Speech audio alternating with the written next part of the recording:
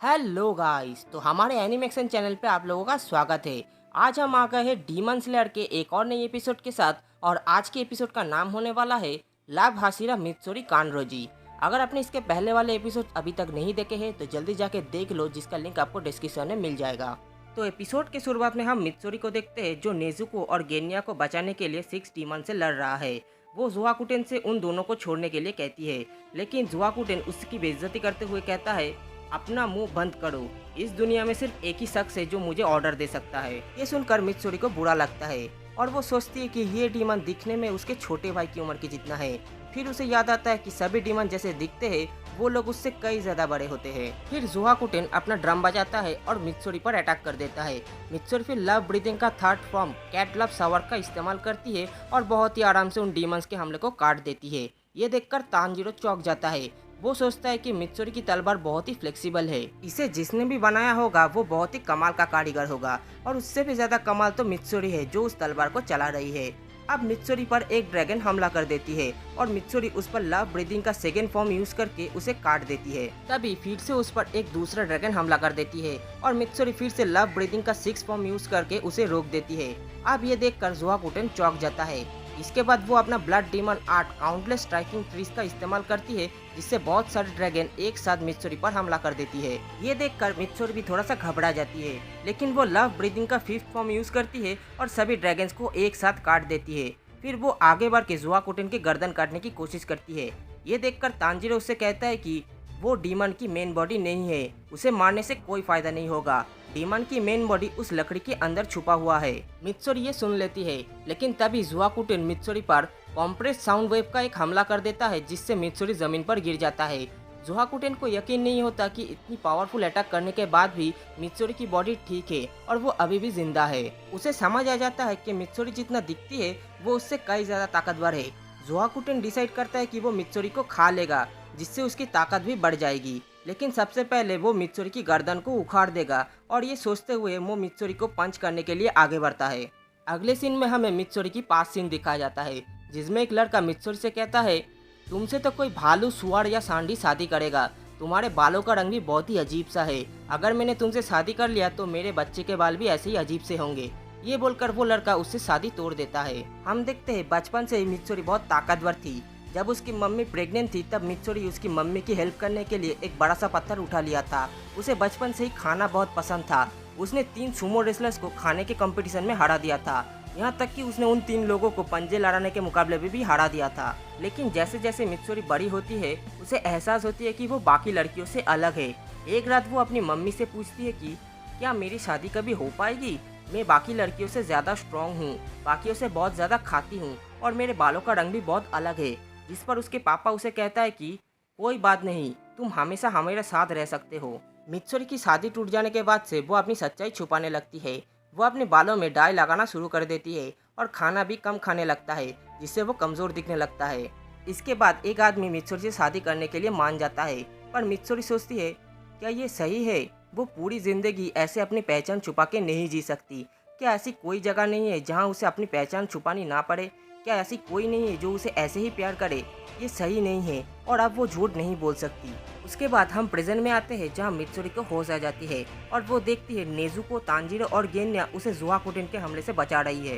Tanjiro गेन्या से कहता है, हमें मित्सुरी को बचाना ही होगा, वो हमारी आखिरी उम्मीद है। जब तक वो जिंदा है तब तक हम जीत सकते हैं। और ये कहकर वो लोग मित्सुरी को उठाकर भागने लगते हैं। अब जुआकुटेन ये सब देखकर उन चारों पर बिजली से हमला कर देता है, लेकिन मित्सुरी उन सभी को बचा लेती है और रोते हुए सभी का शुक्रिया अदा करती है। मित्सुरी कहती है कि अब वो उनमें से किसी को मरने नहीं देगी। अब वो पूरी तरह से सीरियस हो गई है। अगले सीन में हम मास्टर कागया को देखते हैं, जो मित्सुरी से कह रही है, तुम्हें अपनी ताकत पे गर्व होना चाहिए। तुम्हारी ये पावर गॉड गिफ्टेड है। जो लोग तुम्हें बुरा भला कहते हैं वो तुम्हारी इस पावर से जलते हैं। ये सुनकर मित्सुरी इमोशनल हो जाती है और अपने पेरेंट्स को इतना स्ट्रॉन्ग बॉडी देने के लिए शुक्रिया अदा करती है। मित्सुरी सोचती है सभी डीमन स्लेयर कॉप ने उसे एक्सेप्ट किया था और जब भी वो किसी इंसान को डीमन से बचाती है तो वो लोग उसे शुक्रिया अदा करते हैं। एक बार सर्पेंट हासिरा इगुरु ने उसे लंबे सॉक्स गिफ्ट किया था, जिसे पाकर वो बहुत ही ज्यादा खुश हो गया था। उसने इगुरु से कहा था कि वो उन सॉक्स को बहुत ही संभाल कर रखेगा, जिस पर इगुरु ने उसे कहा था कि इसकी कोई ज़रूरत नहीं है, अगर ये फट जाए तो वो उसे नया ला कर देगा। तब से वो उन सॉक्स को पहन रही है। अब हम वापस प्रेजेंट में आते हैं जहाँ मित्सुरी कहती है, एक लड़की का इतना ताकतवर होना क्या सही है? मैंने हमेशा से अपनी ताकत को छुपा के रखा है, लेकिन अब नहीं, क्योंकि अब मुझे अपने लोगों को बचाना है। फिर वो उन सब से कहती है, अब ये सब मुझ पर छोड़ दो, मैं तुम्हें इन डीमन से बचाऊंगा। जुआकुटेन फिर से उन पर अपने ड्रैगन से हमला कर देता है, लेकिन इस बार मित्सुरी सभी ड्रैगन को एक एक करके काटना शुरू कर देती है। वो उन सभी से कहती है, मैं इसे संभाल लूंगी, तुम लोग जाकर मेन बॉडी को खत्म कर दो। अब मित्सुरी की दिल की धड़कन और भी तेज हो जाती है, जिससे वो और भी तेजी से उन ड्रैगन्स को मारने लगती है। इस मौके का फायदा उठाकर तांजीरो, गेनिया और नेजुको हांडिंको का मेन बॉडी ढूंढने लगती है। ये देखकर जुआकुटेन उनके पीछे एक ट्री ड्रैगन को भेजता है, लेकिन मित्सुरी उसे भी काट देती है और कहती है, मैंने कहा ना, मैं उन्हें बचाऊंगी और तुम्हें उनके पीछे जाने से रोकूंगी। अब गेनिया तांजीरो को हांटिंगो का मेन बॉडी ढूंढने के लिए कहता है और तांजीरो अपनी सूंघने की शक्ति से उसे ढूंढ लेता है। दूसरी तरफ जुआकुटेन सोचता है कि इस लड़की का स्पीड अचानक इतना बढ़ कैसे गया।